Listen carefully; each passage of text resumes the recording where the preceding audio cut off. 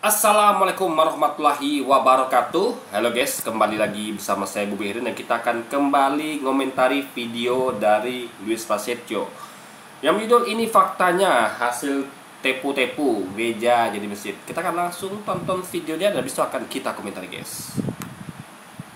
Guys, saya pikir beneran nih gereja akhirnya dibeli jadi masjid karena jemaatnya banyak yang malaf guys. Ternyata enggak. Di gereja ternyata hasil tepu-tepu guys.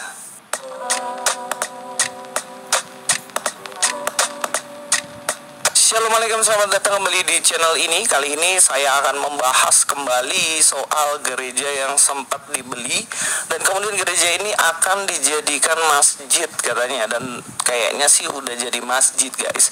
Kalau kemarin saya bahas dari segi doktrin dari gereja ini, kali ini saya akan membahas dari segi kronologi. Kok bisa nih gereja ini dijadikan masjid gitu? Dan memang ini adalah satu teknik yang dipakai ya, kayak sebagai promosi mungkin ya, untuk bisa digembor-gemborkan. Wah, sekarang gereja udah pada tutup, udah pada dijualin, dan kemudian dijadikan masjid.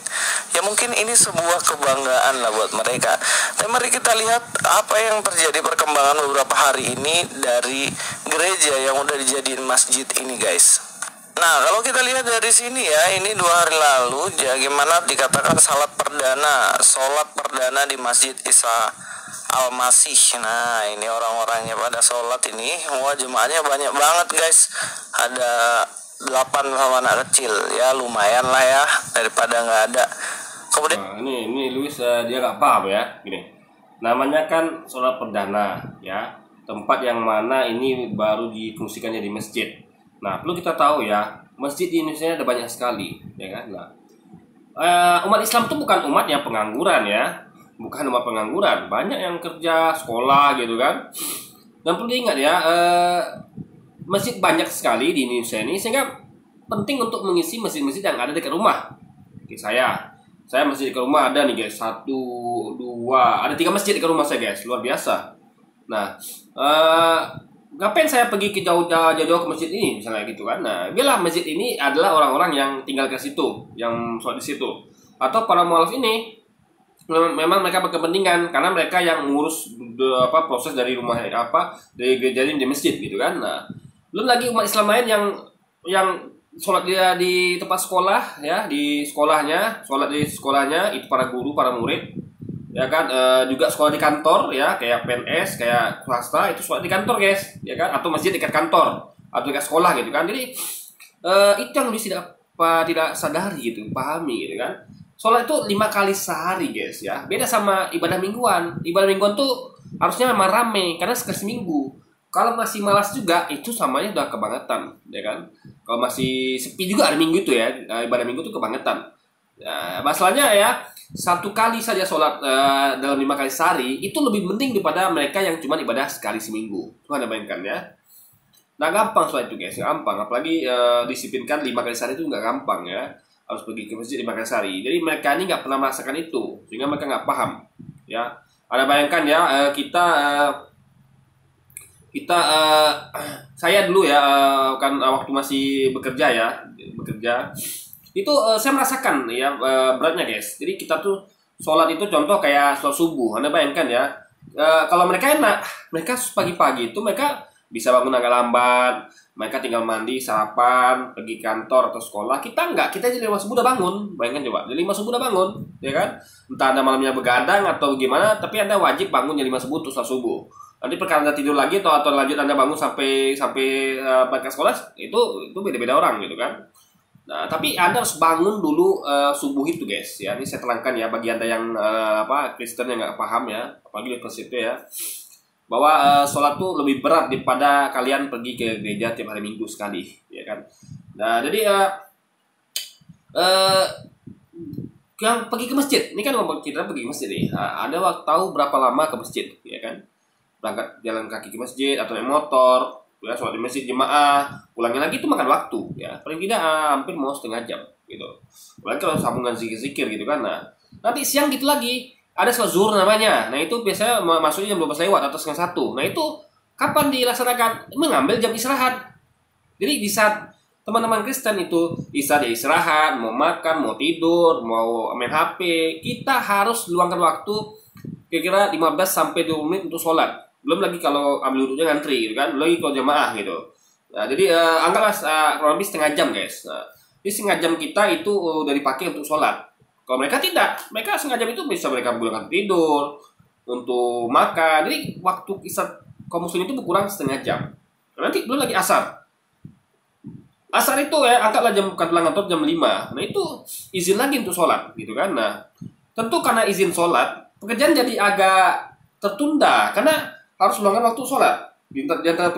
Sementara teman-teman Kristen lain tuh bisa mengerjakan tugas dengan penuh, ya mereka tuh bisa mengerjakan tugasnya dengan tepat waktu. Kaum muslimin harus tertunda pekerjaannya karena sesuai dengan sholat gitu kan. Nah belum lagi di maghrib, ketika jam pulang kantor anggapnya 5 lah atau pulang sekolah gitu kan. Maghrib tiba di rumah ya, mandi langsung sholat maghrib lagi ya, mandi sholat maghrib atau persiapan menuju maghrib, sholat maghrib.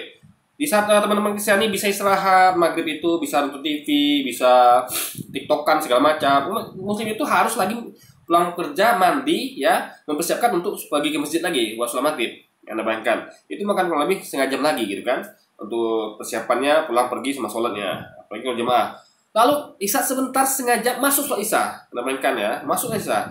Jadi ada kaum muslim itu yang makan dulu baru sholat Isya, ada yang sholat Isya dulu pulang sholat Isya udah makan. Nah di saat teman-teman Kristiani bisa nonton sinetron, bisa sambung dari tadi tiktokan atau apa tuh, nonton sinetron, lanjut gitu kan, nonton film, main HP, umat muslimin masih harus ke masjid lagi ya kan. Atau mungkin yang tadi itu nggak pulang, mungkin nanggung dari maghrib ke Isya gitu kan, di masjid bertahan untuk sholat Isya. Nah nanti habis sholat Isya barulah ibadah selesai buat hari itu, yang wajib ya, yang wajib. Belum lagi kalau mereka sambungan baca Quran gitu kan. Nah umat Islam tuh bisa terus tuh dia pulang kerja, mandi, makan, lanjut hiburan sampai tengah malam ya kan. Nah umat Kristen tidur lambat tuh nggak masalah. Kenapa? Nggak harus bangun jam 5 pagi biasanya, bisa bangun agak lambat gitu kan. Umat Islam tengok mau begadang nggak bisa, atau mau lambat sedikit itu nggak bisa karena jam 5 pagi harus bangun gitu, karena resiko nanti pagi bakal ngantuk. Jadi itu yang sederhana saja guys, mampu nggak mereka lakukan? Karena mereka nggak pernah lakukannya, sehingga mereka nggak paham gitu. Nah jadi jangan meremehkan sholat ya, apalagi satu sholat aja itu sangat jauh bedanya dengan teman-teman kita Luis ini ya, yang hanya sekali seminggu saja ke gereja gitu guys. Nah, itu harus dipahami. Jadi kalau sedikit ya itu nggak masalah, karena gereja apa? Karena masjid banyak gitu. Dan penting lagi temui dekat rumah, atau kalau nggak ada waktu sempat ya sholatnya di rumah gitu, karena ngejar waktu, karena banyak kesibukan lain yang harus dikerjakan juga gitu. Jadi harus pandai-pandai bagi waktu lah. Kalau mereka tidak, ibadah mereka hanya seminggu sekali, mereka nggak bisa, mereka bisa fokus ngapain apapun itu bisa fokus karena mereka hanya ibadah sekali seminggu gitu kan. Nah ibadah maksudnya ibadah yang harus effort ya, bukan ibadah kayak doa, misalnya kayak doa sebelum makan, itu kan nggak effort ya, yang effort gitu guys, yang melakukan upaya Anda harus iktidal ya kan, takbir, berdiri, rukuk, sujud dan segala macam gitu kan, Anda harus pergi ke masjid ya kan. Nah pulang ke masjid ya, di situ effort itu yang saya katakan. Jadi kita ngomong ibadah secara effort gitu, dan itu tidak bisa dibandingkan dengan ibadahnya umat Kristen. Jadi tolong jangan sepelekan masalah sholat. Oh ini dikit ya, Anda nggak paham gitu kan, nggak paham ya. Jadi ibadah sholat 5 waktu itu nggak sama kayak kalian tuh ibadah minggu, nggak sama, yang mana hanya sekali seminggu, sehingga orang pun mau bangun gereja pun nggak masalah karena memang minggu itu libur, ada pekerjaan, waktu luang banyak. Kalau kita kan tidak, kita mengerjakan sholat itu diantara waktu-waktu belajar, kerja, atau waktu-waktu kita misalnya istirahat malam hari gitu kan, menjelang malam gitu. Nah itu yang tidak dipahami oleh teman-teman ini guys, oleh orang-orang Kristen ini, oleh Luis Presiden ini guys. Ini yang terjadi udah dicopot ya, seperti yang kita bahas kemarin, dan banyak banget yang udah dilakukan ya, viral, sepi dan ditinggalkan jamaah, gereja ini menjadi masjid, liputan khusus gereja mualaf ya. Framingnya ya kayak gini sih, maksudnya viral, gereja dijual jadi masjid Isa Al-Masih. Jadi kayak membuat seakan-akan itu kayak memang udah nggak ada jemaatnya lagi, Kristen udah mulai ditinggalin. Dan juga kalau kita lihat di sini bagaimana ini sebuah kebanggaan karena bisa sholat di dalam gereja yang udah jadi masjid. Kira-kira seperti itulah. Jadi Lalu begini, ini kan kalau kita ngerti nama kompetisi ya, kompetisi. Jadi kita ada perlombaan dalam agama, itu nggak masalah gitu ya. Dia tidak ada sesuatu masalah di sini. Mau masjid dijual jadikan gereja, mau gereja jual ke masjid, ada masalah di situ. Yang salah kan siapa? Yang jualnya. Kenapa dijual gitu? Nah itu poinnya guys. Jadi bukan kalau yang beli ini nggak ada yang jual, gimana mau beli? Jadi jangan pernah salahkan pembeli ya, salahkan yang jual. Kenapa dijual gitu loh poinnya. Jadi kalau Anda menjual sesuatu, kalau ada yang beli ya wajar. Kenapa salahkan pembeli? Ya Anda kenapa jual? Bisa pembeli ini membeli tanpa dijual kan nggak bisa guys. Nah itu poinnya di situ ya. Alih-alih Luisnya harus sadar ya kenapa dia harus mikir nih, kenapa kok gereja ini jual ya? Dia malah salahkan pembelinya, itu kan absurd guys ya. Pembeli itu hanyalah mengambil kesempatan ketika ada sesuatu dijual gitu kan. Nah mereka ini baik ya kan daripada kosong ya kan. Mending dijadikan jadi masjid gitu. Mungkin harga cocok juga, kenapa tidak gitu kan. Jadi itu adalah nggak ada masalah, namanya jual beli kan jual beli ya, suka sama suka ya sudah, lalu apa dibantah masalahnya gitu kan. gimana sebenarnya kronologi kok bisa sampai gereja ini dijual sebenarnya? Apakah memang dijual supaya bisa jadi masjid atau bagaimana sebenarnya? Mari kita akan lihat informasi selanjutnya guys. Nah ini adalah informasi yang disampaikan oleh salah seorang pendeta ya yang ada di... Jadi kan ini adalah pernyataan sepihak ya, ini kan pernyataan sepihak juga dari umat Islam, juga ada pernyataan sepihak, tapi itu tidak mengubah fakta bahwa itu gereja jadi masjid. Itu faktanya ya, jadi nggak bisa dibantah fakta itu bahwa ada gereja ditutup dan dijual jadi masjid. Itu faktanya. Nah kalau ada klaim-klaim begini, ini kan sepihak, perlu dikosek lagi, nggak bisa kita percaya begitu saja. Tapi yang nggak benar nanti kita akan komentar juga guys, gimana ya gitu kan.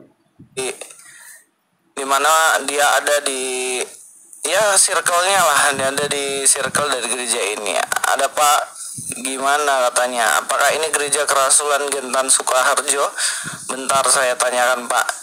Dan kemudian ternyata ada ini, ada audio yang disampaikan ya mengenai penjelasan dari gereja ini. Kita akan langsung aja tonton. Jadi Luis ketemu nggak orang nih? Masa by WA cuma dengar suara aja? Entah siapa-siapa nyampaikan guys, entah ya pendeta apa enggak kan? Kita nggak dulu bukan pendeta ya.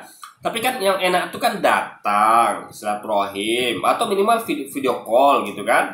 Kalau cuma dengar voice code juga kita masih ragu gitu guys. Ini siapa sih yang bisa gitu kan? Karena nggak nampak wajah, nggak nampak ini semua gitu kan. Tapi kita khusus aja lah ya. Kita anggap memang ini pendeta gitu kan. Anggaplah mungkin dia yang orang yang incas di situ ya, tanggapnya gitu. Meskipun sebenarnya ini harus di cross check lagi, nggak bisa percaya begitu saja gitu kan. Tapi saya tidak menuduh, saya nggak kayak Luis kan langsung nuduh nih, ini bukan pendeta apa segala, nggak, kita nggak gitu guys. Kita tetap khususon ya, tapi kita sarankan untuk lebih cross check lagi, karena kayak gini-gini kan nggak bisa dijadikan pegangan gitu.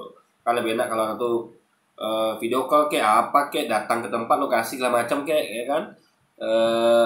Nggak cuman kayak gini gitu kan. Dan ini bukan, ingat ya, ini klaim sepihak ya.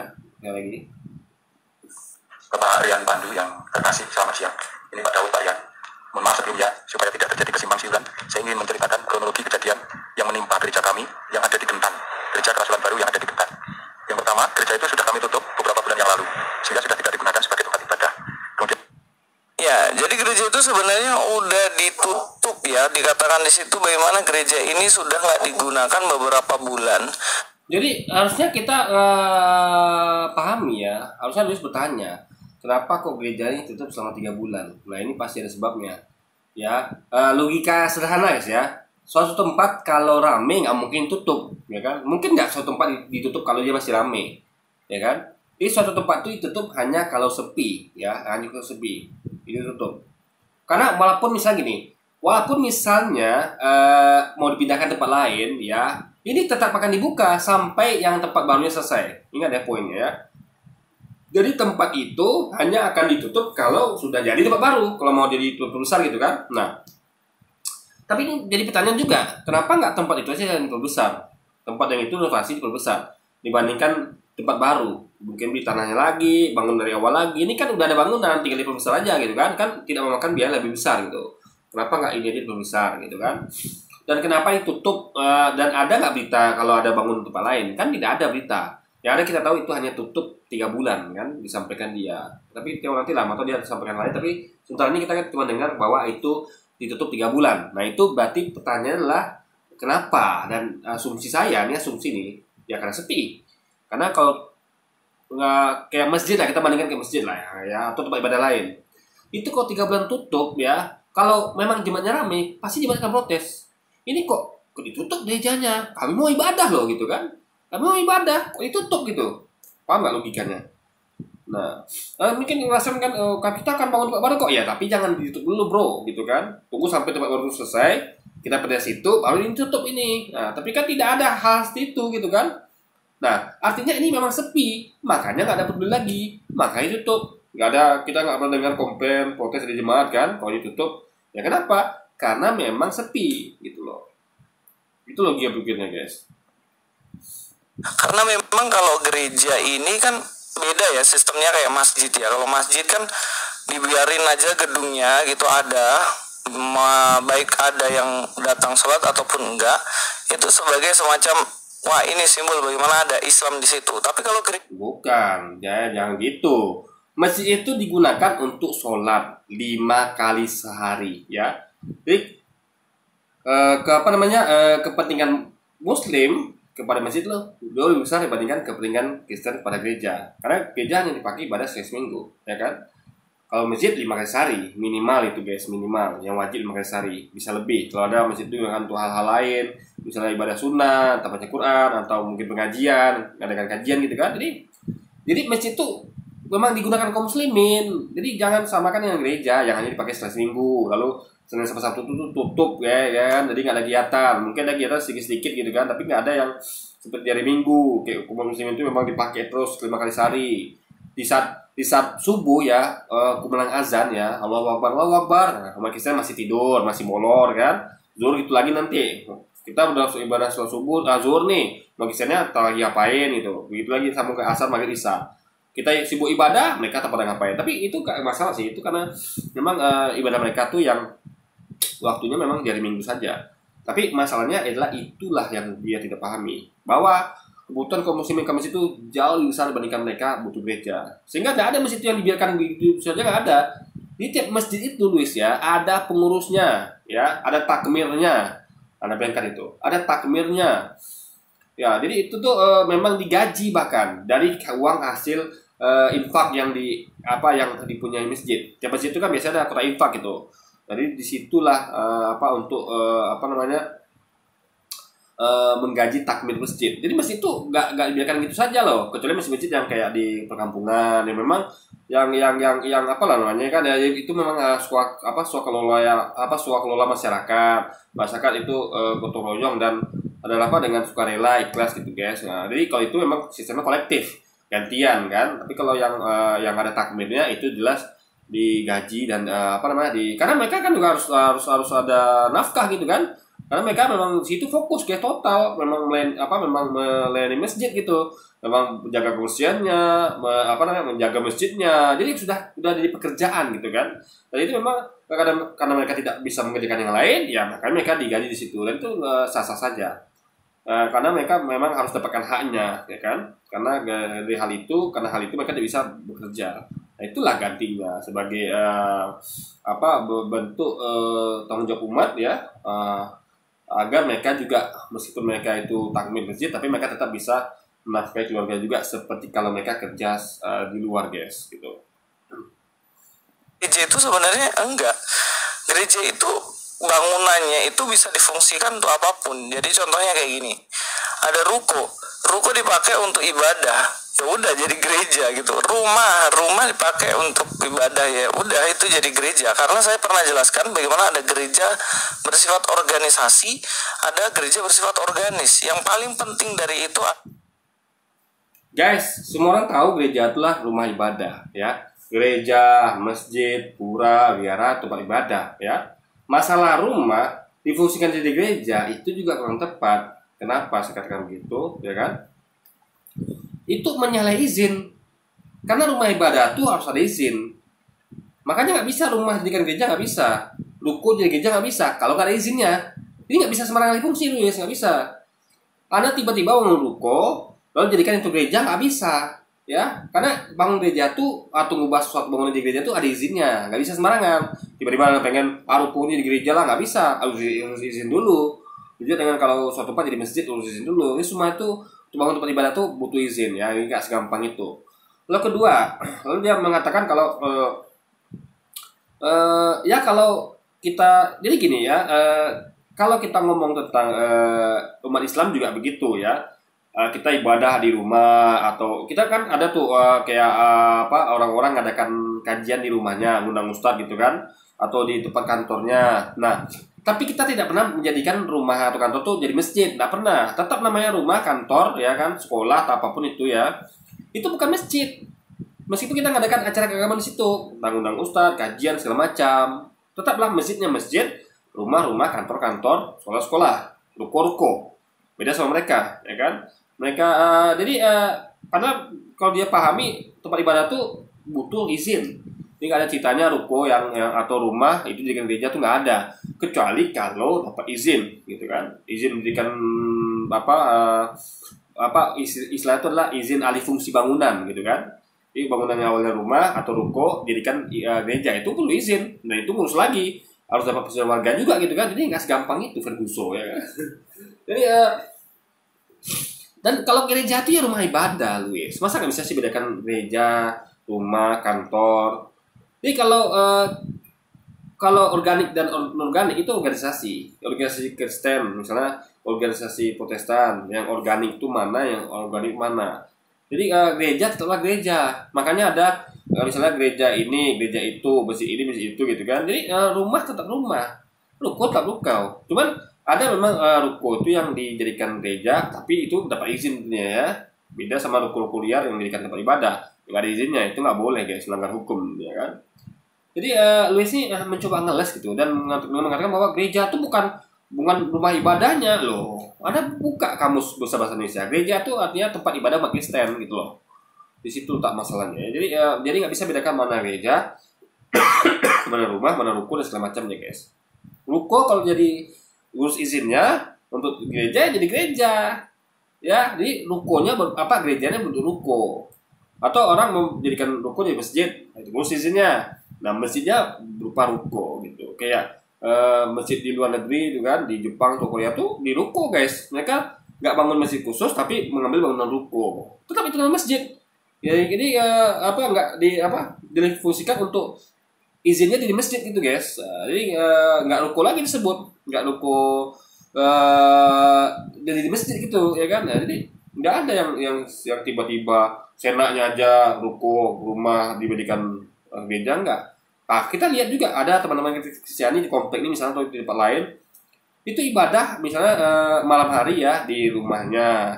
Di rumahnya itu jadikan tempat ibadah, datang rame-rame dari tempat lain, itu kita nggak masalah karena memang kita menghormati hak kebebasan mereka untuk ibadah di rumahnya. Tapi mereka tidak pernah jadikan itu rumah gereja. Kenapa? Karena itu untuk dijadikan rumah itu gereja butuh izin. Tapi kalau mereka beribadah di rumah tuh, undang luar silakan, gitu. Mau nyanyi kayak apa kayak, asal suaranya tuh ya mohon dimengerti lah ya. Jangan suara tuh gede gitu pakai speaker. Jadi mereka tuh paham guys. Ini bagus. Mereka datang rame-rame dari banyak tempat ngumpul di situ. Tapi mereka tuh nyanyi tuh nggak pakai speaker. Mereka ngerti. Karena gini guys, nyanyi itu ya. Karena mereka nyanyi rame-rame, ya. Sedangkan kalau 1-2 orang aja, 1 orang aja nyanyi itu guys ya, pakai organ, pakai speaker tuh lebih berisik gitu kan. Apalagi rame-rame. Nah, alhamdulillah mereka paham. Sehingga mereka nyanyi itu ya ibadah di rumah salah satu jemaat ini tidak pakai speaker. Jadi mereka nyanyi ya situ rame-rame. Ini meskipun agak berisik tapi tidak sampai mengganggu warga. Karena memang rame, gimana jadinya kalau pakai speaker gitu kan? Karena itu bukan gereja gitu guys. Nah, itu poinnya. Sampai kayak kita umat Islam, kita ketika adakan ini, kita nggak pakai mic. Kecuali kita, lingkungan kita tuh memang Muslim banyak kan gitu kan. Nah, kalau mereka kan tentu, kalau mereka sedikit, mereka akan mengganggu yang lain. Karena sekelilingnya adalah sama kayak apa ibaratnya. Jadi sesuatu tuh yang mengganggu gitu guys. Jadi orang yang kayak gini lah ibaratnya. kayak di logika sederhana guys. Misal si satu tempat ya, itu suka hampir semua suka lagu pop ya. Hanya satu dua suka lagu keroncong. Nah, ketika yang putar lagu pop ini misalnya pakai speaker, karena sekelilingnya tuh banyak suka lagu pop, yang suka lagu jazz cuma satu dua orang, makanya nggak masalah. Kenapa? Karena ketika diputar, penikmat pop lainnya akan dengar. Nah, mereka kan tidak akan masalah bagi mereka. Paling yang kurang suka hanya satu dua. Nah, ingat kita mengutamakan kepentingan orang banyak ya, bukan orang sedikit. Nah, tapi coba anda bayangkan ya, yang suka lagu jazz suatu tempat hanya satu dua. Yang sisa itu pop. Lalu Anda putar raksas lagu jazz. Ya orang sekilangnya akan terganggu. Banyak terganggu gitu kan. Karena semuanya penyuka musik pop, bukan musik jazz. Nah itu logikanya guys.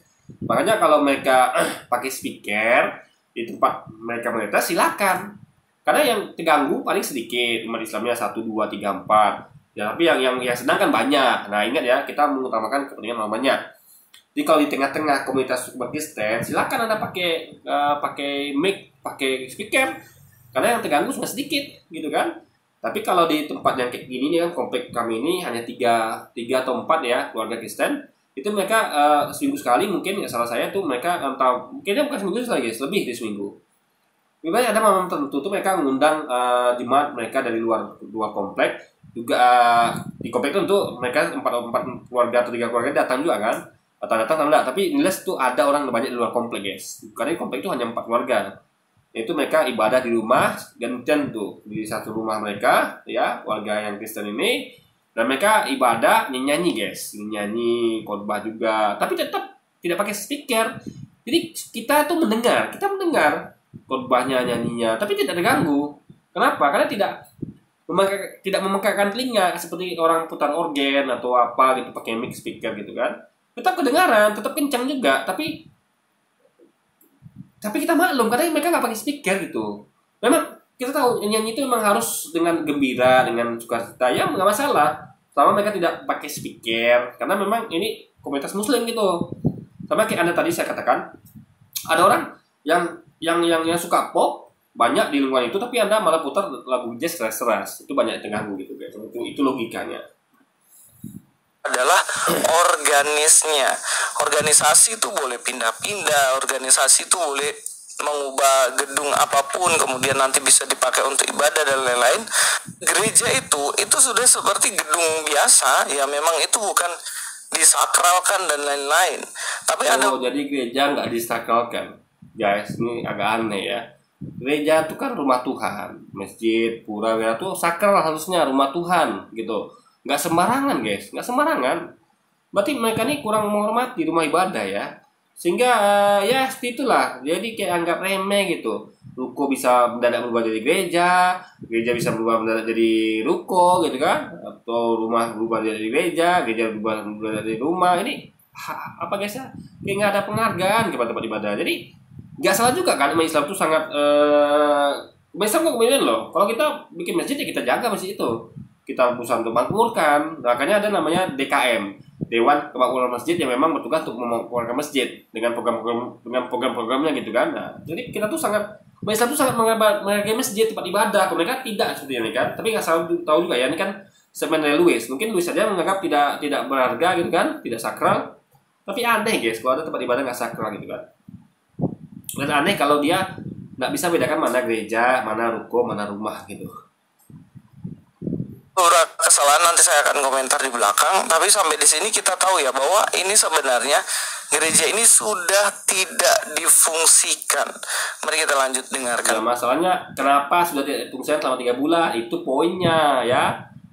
Ini asumsi kita sepi. Saya nggak seperti Luis ya, memastikan saya nggak, karena saya nggak suka fitnah guys.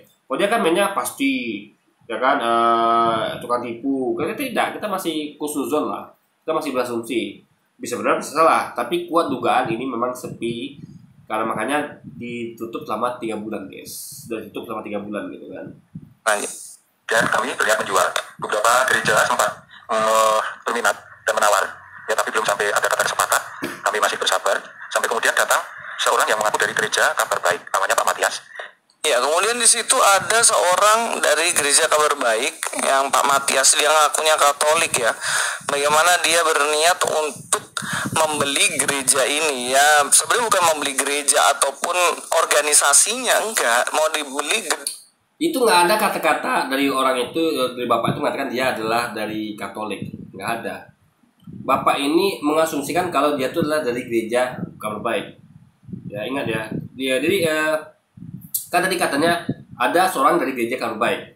Jadi informasinya kita dengar adalah, kita terima adalah bapak ini mengira atau menganggap ya ini adalah orang dari gereja Kabar Baik. Jadi nggak ada statement dari orang itu mengatakan bahwa dia dari Katolik. Kalau karena seperti gini kan, ada orang yang mengaku adalah dari Katolik, kan gitu harusnya kalimatnya, tapi tidak, dia mengaku kalimat adalah ada orang yang datang dari gereja Kabar Baik gitu. Jadi dia menganggap itu adalah orang dari gereja Kabar Baik, bukan pengakuan orang itu sebedakan ya. Jadi sini nggak paham masalah itu guys. Suatu yang bukan pengakuan orang itu diklaim sebagai pengakuan gitu kan. Paling ini adalah pendapat asumsi dari bapak yang pendeta ini guys. Gedungnya gitu ya. Jadi bukan gerejanya kemudian dibeli dan sudah tidak ada lagi gereja itu, enggak, tapi gedungnya. Dan saya sangat tahu baik Satu style itu kan gereja ditutup.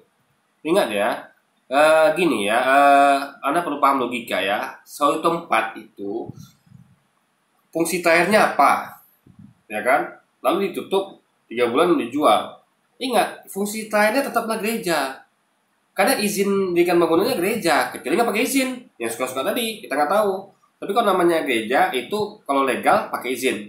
Dan tentu logika aja lah. Kalau mereka misalnya mau jual ketika tutup 3 bulan, ya mungkin karena sepi, 2 bulan karena sepi, itu kalau mereka IMB-nya kan masih tertinggal, itu masih kita baca kalau harusnya logikanya kalau memang itu ada izinnya ya gereja, berarti izin dirikan bangunan berupa gereja. Berarti faktanya itu adalah gereja gitu. Kecuali kalau misalnya selama 3 bulan tuh mereka coba jadikan kafe, mereka harus izin lagi, mereka ubah jadi kafe, lalu ketika jadi kafe nggak laku, baru mereka jual. Itu baru. Yang terakhirnya adalah kafe. Nah, gereja, kafe, baru dibeli jadi masjid gitu kan. Jadi harus tahu itu ya. Jadi terakhir di sini kan kalau ada informasi berarti ini terakhirnya IMB-nya masih keterangannya adalah gereja guys. Gimana dia pasti berpikir bahwa ini akan dilanjutkan karena dia adalah seorang Katolik dan mungkin dipakai untuk pelayanan gereja Katolik kan gitu kan. Mari kita dengar lagi audionya. Saya lihat KTP-nya itu Katolik yang memberikan penawaran sesuai dengan harga yang kami tetapkan. Akhirnya terjadilah kesepakatan pembayaran lunas. Ya, sampai di situ kami ke notaris, dibuatlah surat perjanjian perikatan. Jadi salah nih bapak ini. Dia hanya mengejar dealnya saja. Ingat ya, tadi dia cuman mengira itu adalah dari gereja Kabar Baik orang itu, ya kan? Lalu dia cocok harga, lalu ke notaris. Berarti ini proses cepat, guys. Nah, jadi kalau kita misalnya kalau kita mau jual sesuatu, kalau kita nggak penting itu mau dijadikan apa, itulah caranya. Yang penting cocok harga, sudah kita lihat sekilas ini begini ya sudah. Berarti ya itu poinnya di situ ya. Berarti asumsi kita nih, Bapak Pendeta ini nggak penting menjadikan apa ini, ya. Dia pun tidak ada cross check ini memang dari soalnya kayak gini kan. Kalau dia memang care dengan hal itu, dia nggak mau misalnya gereja jadi masjid atau gimana, atau misalnya kalau gunakan kan bisa jadi tempat gereja jadi tempat pelacuran kan bisa jadi, atau tempat minum keras atau kafe remang-remang atau tempat narkoba kan dia perlu care. Kalau care dia kan nanya, Bapak mau gunakan ini mau bangun apa gitu, mendirikan apa gitu kan harusnya gitu, tapi tidak. Di sini hanya sebutkan dia deal harga saja, ya kan, dilihatnya ini dari gereja Kabar Baik, ya kan. Karena gini guys ya, kita kan kalau menyerahkan suatu bangunan ketika kita jual, kita kan mau beli itu, bisa saya menjual ini kepada misalnya anggaplah saya rasa itu Muslim, karena saya tahunya dia dari Muslim mana gitu kan, dari masjid mana gitu. Kita perlu saya tanya, Bapak ini mau jadikan apa gitu kan, tempat ini gitu. Jangan-jangan ingat loh, meskipun dia Muslim bisa jadi dia jadikan itu tempat pelacuran gimana. Jadi kita tuh kalau kita memang pengen menjaga tempat ini nggak disalahgunakan, ya kan. Karena nggak hanya berubah dari gereja ke masjid, tapi juga gereja ke tempat pelacuran, tempat mabuk itu juga masalah juga gitu kan. Akan mencoreng nama gereja bekas gereja situ, karena penjual akan sedih gitu kan. Gereja kita kok sekarang jadi masjid, atau gereja kita kok sekarang jadi tempat pelacuran gitu kan. Nah, ini itu perlu ditanya. Jadi jangan hanya ngejar deal saja. Ini faktanya bapak ini hanya ngejar deal kalau gitu kan. Kalau memang ini bapak yang in charge situ ya. Kita nggak tahu nih bapak ini beneran in charge itu apa tidak kan, karena nggak ada video call-nya, nggak ada bukti otentik, hanya audio saja. Ini bukti bahwa bapak itu hanya mengejar kesepakatan harga, deal, tanpa ada, dan itu udah deal loh, udah voluntaris, Anda mainkan ya, udah deal, udah voluntaris, Anda mainkan itu, berarti kan sudah sah, udah deal itu sah, udah voluntaris, gitu kan, udah sah. Jadi kalau bapak nih, ibaratnya kan mau main cepat guys, yang penting deal harga, berarti bapak ini poinnya nggak penting bagi dia gereja mau jadi apapun itu, yang penting deal harga udah cocok, ya dia ngira sekilas nih orang Kristen cocok sudah. Padahal kan bukan hanya masalah dari gereja ke masjid, tapi juga dari gereja ke tempat pelajaran juga masalah. Gereja ke tempat-tempat yang masjid juga masalah gitu kan. Akan nanti apa sekali lagi ya akan buat masalah jemaahnya sedih gitu. Aduh, gereja kita dulu jadi tempat maksiat nih gitu kan, atau jadi masjid nih gitu kan. Jadi ini salah bapak itu sendiri gitu. Salah pendeta nih. Jangan salahkan pembeli, tapi salahkan yang jual. Kenapa cuma cek harga apa, negosiasi harga langsung ke notaris gitu. Soalnya tanyakan ini mau dibangun jadi apa gitu. Nah, jadi sekali lagi ya, inilah akibatnya. Ya mungkin ya ini sudah terjadi. Jadi poinnya kita bisa tangkap bahwa ini kesalahan tetap pada pihak penjual. Jadi kalau ya udah terima saja. Memang ada yang salah. Kenapa Anda tidak menanyakan hal itu? Yang penting dia harga langsung ke notaris kan. Belum sampai ke AJB. Tapi begitu selesai kami mendapat. Ya, kemudian ternyata pembayaran ya, jadi kayak tanda jadi gitu, mereka ke notaris untuk tanda jadi, dan bahkan belum sampai pelunasan. Tapi ada hal yang mengagetkan bagi bapak ini. Berberita bahwa ternyata Pak Matias yang itu ternyata suruhan. Pelunasan atau terjadi? Lunasinya enggak, mau dibeli gedungnya gitu ya. Jadi bukan gerejanya kemudian dibeli dan sudah tidak ada lagi gereja tanda jadi. KTP-nya itu Katolik yang memberikan penawaran sesuai dengan harga yang kami tetapkan. Akhirnya terjadilah kesepakatan pembayaran lunas. Ya, sampai di situ kami ke notaris, dibuatlah surat perjanjian. Pembayaran lunas guys, Anda dengar nggak tadi? Luis nih, aduh, ini berarti ya yang tipe-tipe ini Luis, ini pembayaran lunas baru ke notaris ya. Coba dengar sekali lagi ya, ini lunas guys nih. Coba 534 ya, lunas guys nih. Pembayaran lunas. Nah, ya, sampai di situ kami ke notaris, dibuatlah surat perjanjian perikatan belum sampai. Pembayaran lunas Luis, Anda punya telinga nggak untuk mendengar? Ini pembayaran sudah lunas kata bapak ini. Kenapa Luis katakan baru tanda jadi DP?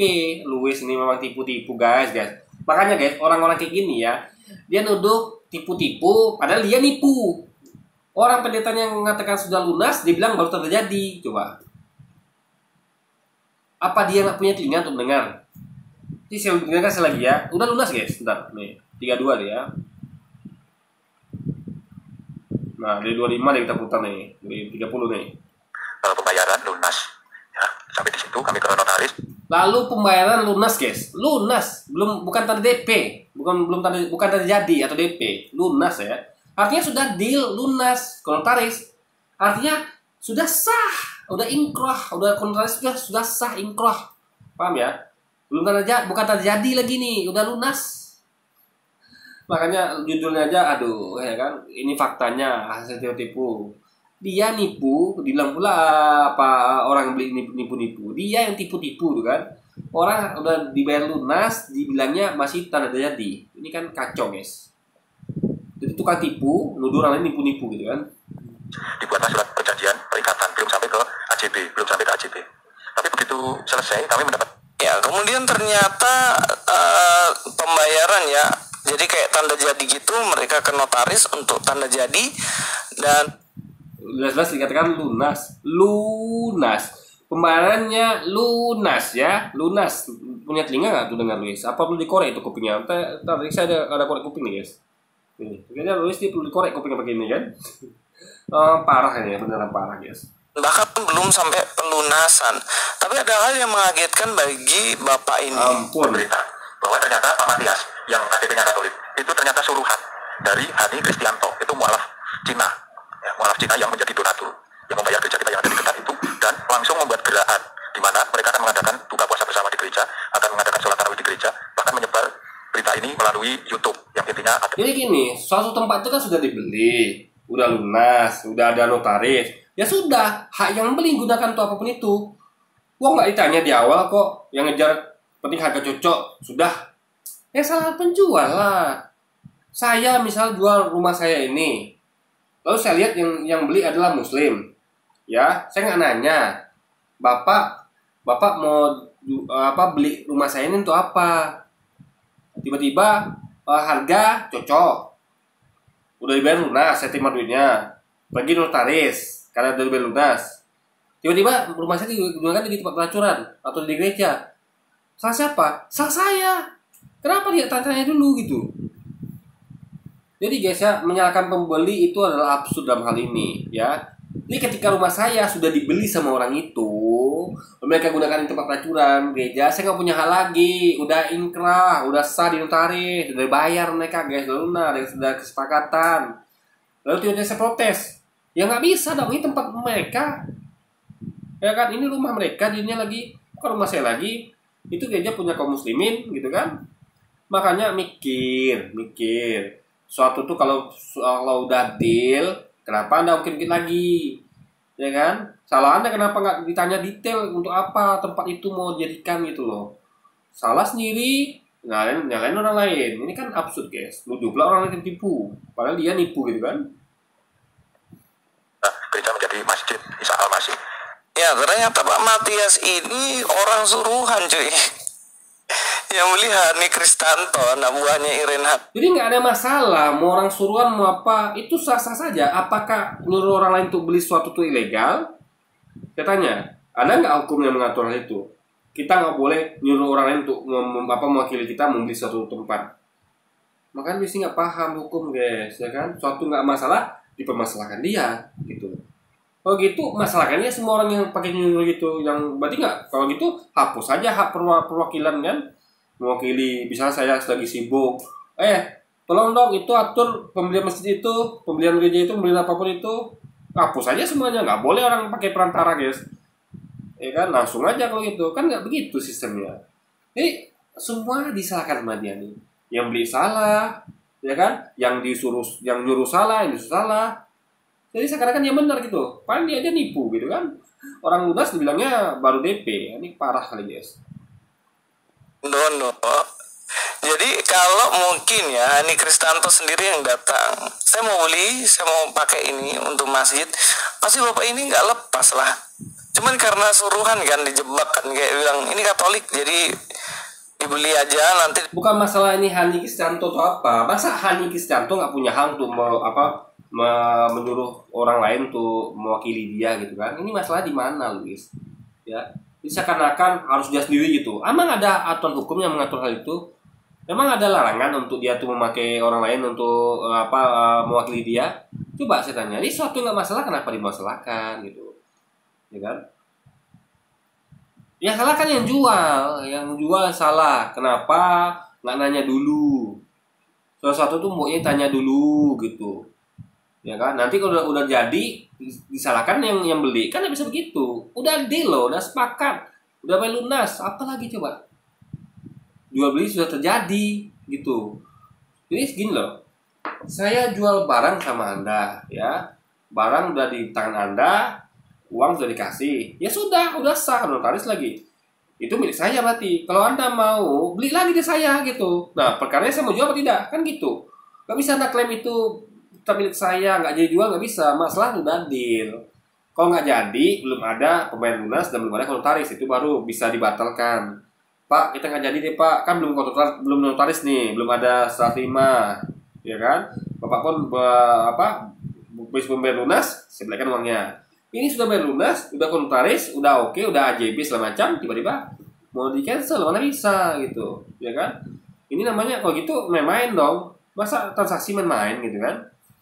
Oh ini dibiarkan jadi presiden buruk nanti. Oh ternyata enak kali gitu ya. Suatu transaksi bisa dibatalkan gitu saja. Berarti nggak ada kepastian hukum dong di Indonesia ini. Kok bisa-bisanya sudah bayar lunas, udah notaris, tiba-tiba udah inkrah, udah sah, tiba-tiba dibatalkan, kan aneh guys. Ya satu dari dicatatkan di notaris itu udah nggak bisa lagi dibatalkan. Kecuali kalau masih dalam tahap hal nego atau baru bayar DP dan belum notaris, oke. Ya kan biasanya DP itu nggak perlu notaris kalau cuma DP gitu kan, biasanya cukup kita aja. Biasa notaris itu kalau sudah ada yang kredit spesial ini ya. Kayak saya contoh, saya ambil rumah ini kredit 15 tahun. Itu guys, di map ya, ada dokumen dalam map itu masih atas nama orang yang punya developer yang punya komplek rumah ini. Belum bisa saya tuh balik nama, belum bisa. Saya sunasi dulu baru bisa. DP udah dibayar, udah ngasuh selama 8 tahun. Belum bisa saya ngurus surat balik nama, belum bisa. Karena ini masih atas nama developer, karena saya lunasi. Begitulah sistemnya guys. Lunasi dulu baru. Jadi kalau sudah makanya kalau notaris itu berarti sudah lunas. Gak ada notaris mau terima DP. Kalau DP kalian sama kalian aja dulu gitu kan. Selesaikan DP kalian. Jadi kalau udah lunas baru hubungi saya. Nanti notaris itu hanya mengerjakan sesuatu yang sudah bersifat final, sudah lunas, sudah ada pelunasan, makanya diurus notaris gitu. Jadi udah deal guys, sudah final gitu kan. Itu yang harus dia pahami. Ya dia masih tipu-tipu juga. Itu orang yang tipu-tipu padahal dia nipu gitu kan. Udah lunas dibilang kan masih di DP guys. Dipakai untuk ibadah Katolik dan lain. Kalau pakai DP kan nggak mungkin ke notaris ya. DP ya antar kita aja ya. Saya mau beli tempat rumah kamu lah, ya udah DP dulu, ya udah nih DP-nya, sudah ngapain notaris? Notaris nanti kalau sudah lunas baru kita notaris gitu kan. Nah, itu logikanya guys. Jadi kan notaris kan urusannya adalah balik nama. Mana mau notaris membelikan nama kalau rumah itu belum lunas gitu kan? Karena masih ada tanggungan. Nanti balik nama, Anda mau bayar lagi gimana? Kacau. Saya jual rumah ke orang, ya kan? Saya jual rumah ke orang.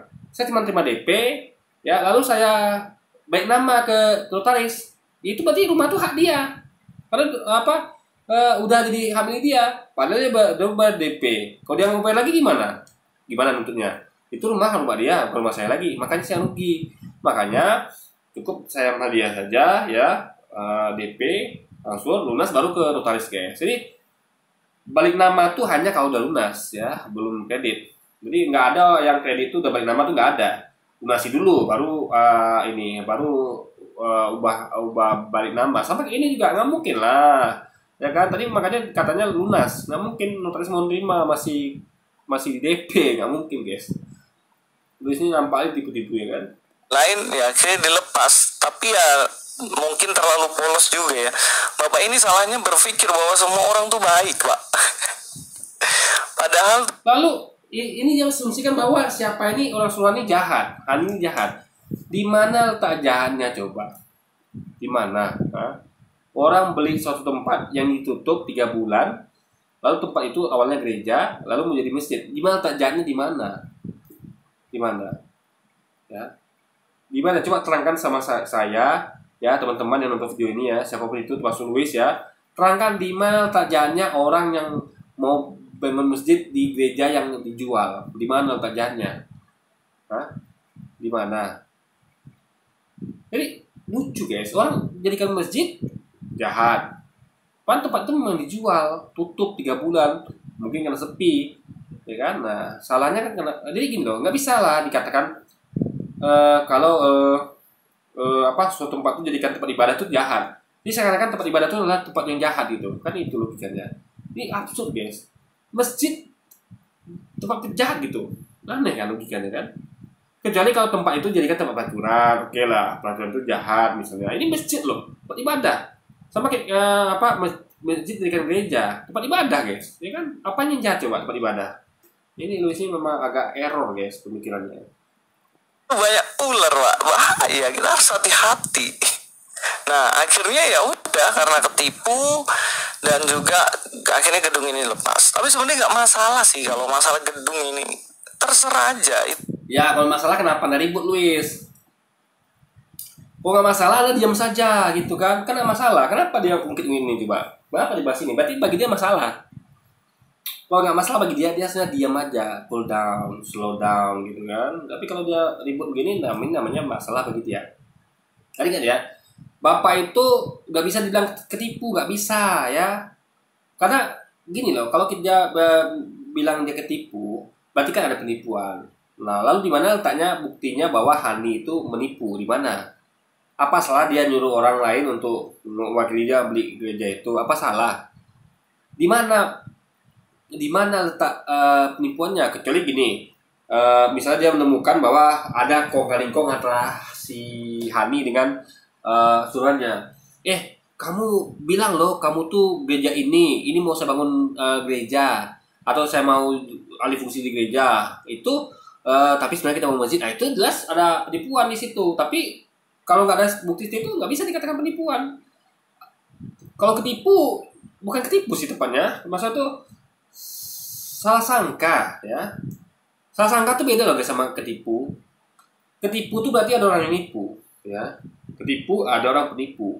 Nah itu sebutkan dengan misalnya pembicaraan antara Hani, dialog antara Hani atau siapapun itu dengan pesuruh ini ya, yang dengan ya seperti inilah dialognya kira. Itu ada gereja mau jual, kita mau bangun masjid situ, tapi biar nggak ketahuan, bilang aja kita mau untuk dirikan ubah di gereja lain. Nah itu kalau ada begitu nipu, itu bisa dipakai bahasa ketipu. Tapi kalau tidak ada bahasa bukti seperti itu, artinya Anda salah sangka. Jadi saya salah sangka. Kalimat tepat adalah, kata yang tepat digunakan adalah salah sangka. Aduh, saya salah sangka. Saya kira dia mau dirikan gereja karena dia orang Kristen, tapi rupanya jadi masjid. Itu salah sangka karena tepat guys, nggak bisa dikatakan ketipu. Kalau salah sangka, itu salah dia sendiri. Karena memang salah dia nggak nanya, nggak segala macam. Kecuali kalau dia nanya nih, Bapak bangun jadi apa nih tempat ini? Oh jadi gereja, berarti dia orang ketipu dia. Bapak ini ngaku bangun gereja, tapi jadi masjid, itu ketipu memang dia. Tapi Bapak ini kan tidak ngomong seperti itu gitu loh. Bapak yang mau beli suruhan ini kan nggak ngomong seperti itu. Artinya ini bukan ketipu, tapi salah sangka. Makanya judulnya ini error guys. Tepu-tepu. Dia yang salah sangka, mereka yang tidak teliti, mereka yang tidak tanggung jawab, malah lemparkan satu kepada orang yang beli, kepada kita. Kan aneh guys logikanya.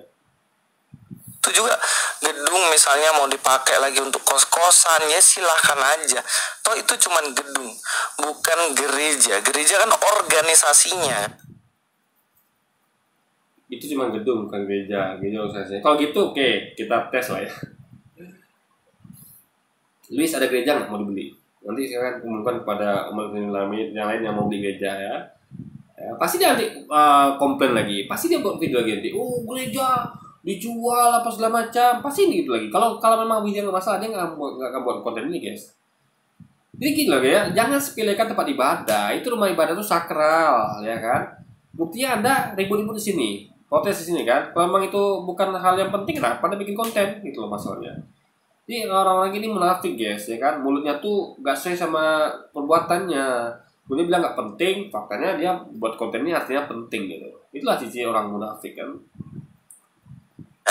Nah bahaya kalau misalnya gereja Kerasulan Baru dijual dan kemudian dipakai untuk masjid, ini label gerejanya. Ya enggak. Ya kan memang gereja Kerasulan Baru kan dijual itu. Buktinya ketika saya terima ada proses penurunan patung-patung Yesus kan.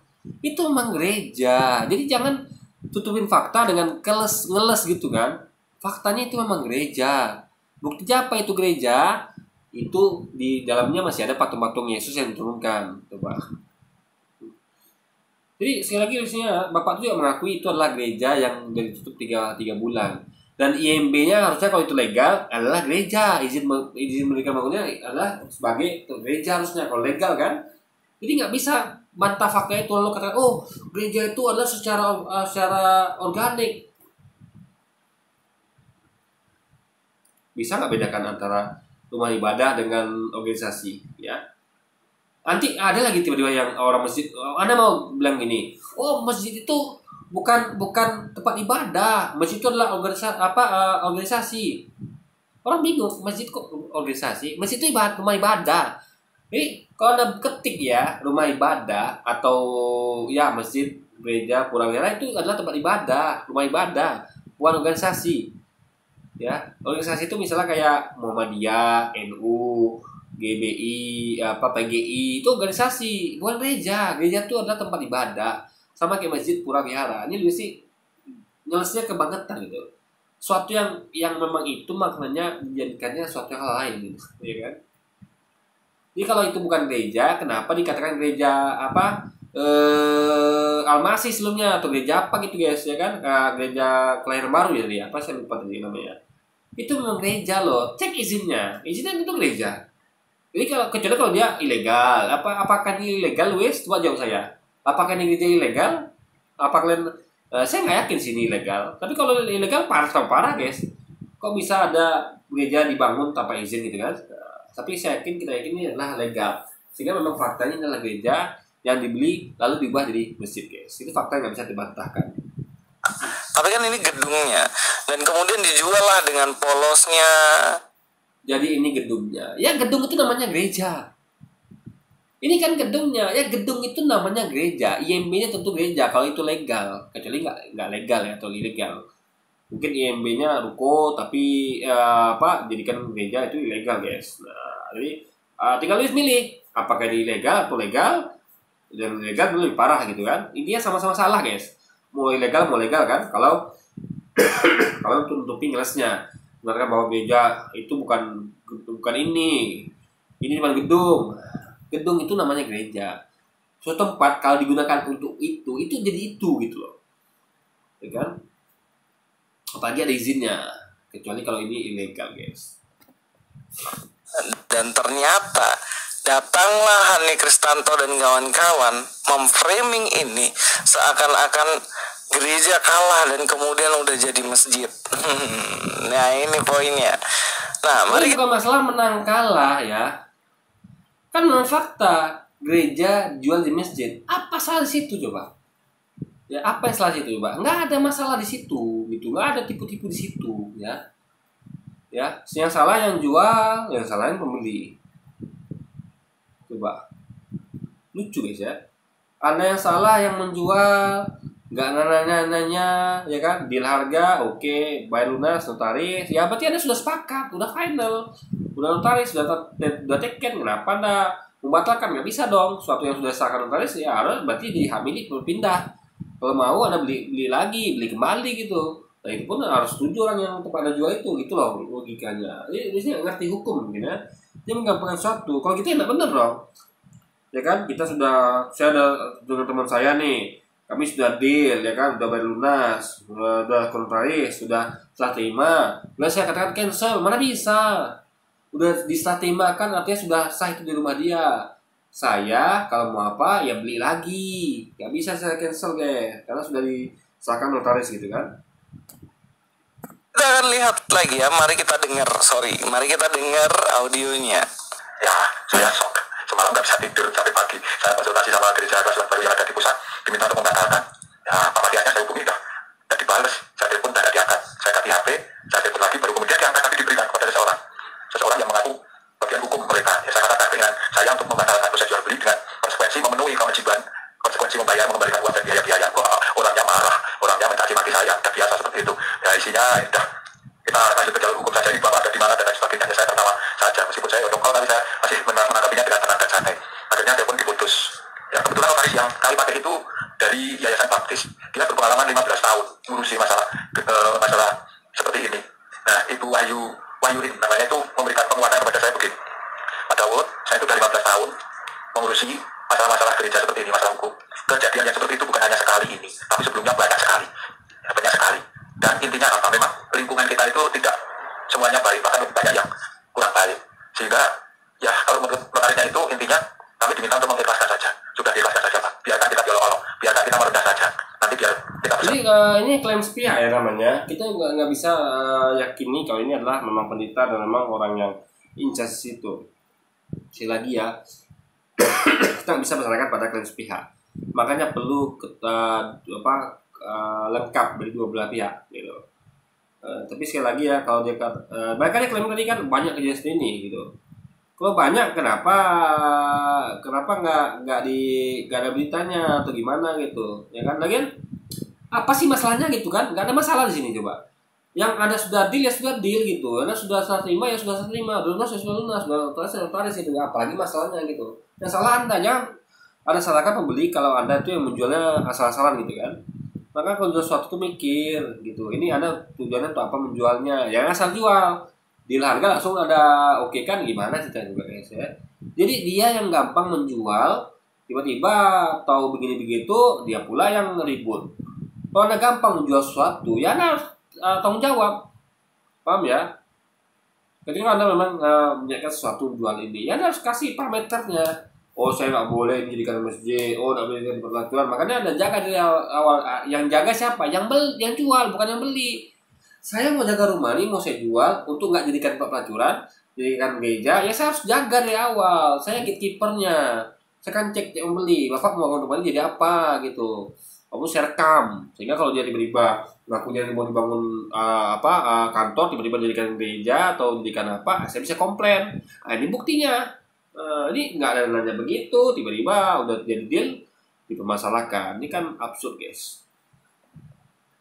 Pada tua saja itu mau diapa kan statusnya sudah bukan gereja lagi ya. Yang menjadi masalah di YouTube memang benar sekali ya, karena begini, bagaimana ketika kemudian diminta balik, ayo balikin lah. Saya balikin uang dan juga nggak jadi ini dijual. Masalahnya sudah udah notaris ya kan, udah AJB, gimana mau cancel? Kecuali belum notaris, masih DP oke. Makanya guys, sesuatu yang sudah terima, udah ingkrah tuh nggak bisa lagi diminta kembali, udah pindah kepemilikan. Yang ada beli kembali, rebuy istilahnya, beli kembali. Paham nggak sih hukum ya kan? Jadi kalau mau apapun pasti kalah. Kenapa? Dia udah jual barangnya gitu loh. Udah dia ada pelunasan, udah ke notaris, apa lagi coba? Mau di cancel, mana bisa? Udah hak milik. Yang mau bisa Anda beli kembali. Silakan Anda ajukan beli kembali. Mau tahu mau Hani kan? Pak Hani mau, kan kita nggak tahu juga. Intinya nggak bisa lagi minta kembali guys, ya. Nggak bisa lagi cancel, ini udah jadi inkrah. Ya udah ke notaris, udah lunas, udah serah terima.